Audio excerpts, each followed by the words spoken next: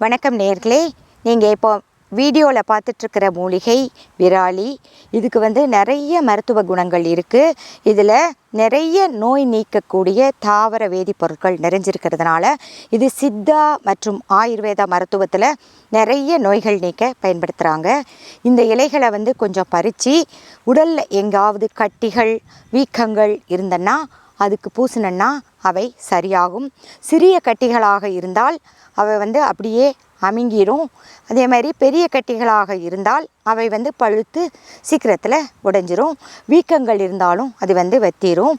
இந்த இலைகளில் ஒரு கைப்பிடி அளவு பறித்து 200 ml தேங்காய் எண்ணெயுடன் சேர்த்து காய்ச்சி நன்றாக நீர்வற்ற காய்ச்சி வடிகட்டி ஆற வச்சு பாட்டிலில் வச்சுக்கிட்டு உடலில் எந்த வலியாக இருந்தாலும், அதாவது முழங்கால் வலி, முழங்கால் வீக்கம், தசை வலி, எலும்பு வலி, இப்படி எந்த வலியாக இருந்தாலும் நீங்கள் அதுக்கு தடவிட்டு வந்தனா அவை முற்றிலுமாக சரியாகும். இதுக்கு வலி நீக்கக்கூடிய பண்புகள் அதிகமாக இருக்குது.